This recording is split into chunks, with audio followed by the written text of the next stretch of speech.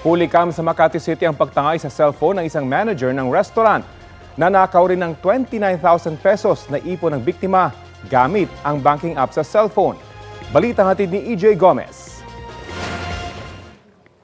Pagmasdan ng lalaking nakaitim na long sleeves at naglalakad papasok sa isang restaurant sa Barangay San Antonio, Makati City.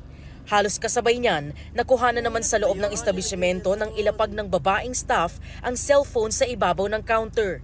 Ang cellphone pag-aari ng kanyang manager na katabi niya sa counter. Ilang saglit lang, pumasok na ang lalaki sa restaurant. Dumiretso siya sa counter at nag-abot ng papel sa staff. Habang hawak ng lalaki ang papel, makikitang tinakpan niya ang cellphone na nasa counter. Saka nagmadaling umalis. Agad napansin ng staff na nawawala ang cellphone kaya hinabol niya ang lalaki. Ang salarin, may kasamang motorcycle rider na nakaabang na sa labas, kaya agad silang nakatakas. Nangyari ang pagnanakaw pasado alas 11 ng umaga nitong Sabado. Para lang siyang itsurang rider eh. Unang pangakala ko mag-pick up lang ng food. Nag-refuse ako, then after nun, parang nagmamadali na siya eh. Nung pagkamadali niya, may nalaglag na topper, then inas ko na agad nasan yung phone ko. 85,000 pesos daw ang halaga ng cellphone na ninakaw at 1.5 taon pa lang niyang nagagamit. Naglalaman daw ito ng 4 na bank accounts, email at iba pang personal data.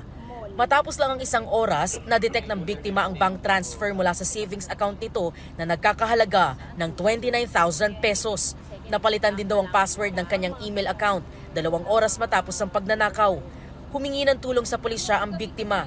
Na-track nila ang ninakaw na cellphone sa isang mall sa Pasig. Second victim ako na from Makati. Nung pinakita yung picture sa akin, na-identify ko, siya yun, blonde lang yung color ng hair niya. So ganun din po yung tactics niya, nagsosolicit din, then tatakpan ng papel kung ano yung kukuhain niya. Sinalisihan po si Mabor, modus po ito ng isang salisi. Inaalam pa raw ang pagkakakilala ng lalaki at ng kasama nito. May mga picture naman na po kami. Kinalatag po natin para maging aware po lahat ng ating mga community po. EJ Gomez, nagbabalita para sa GMA Integrated News. Kapuso, alamin ang maiinit na balita. Bisitahin at mag-subscribe sa GMA Integrated News sa YouTube. Sa mga kapuso abroad, samahan nyo kami sa GMA Pinoy TV at sa www.gmanews.tv.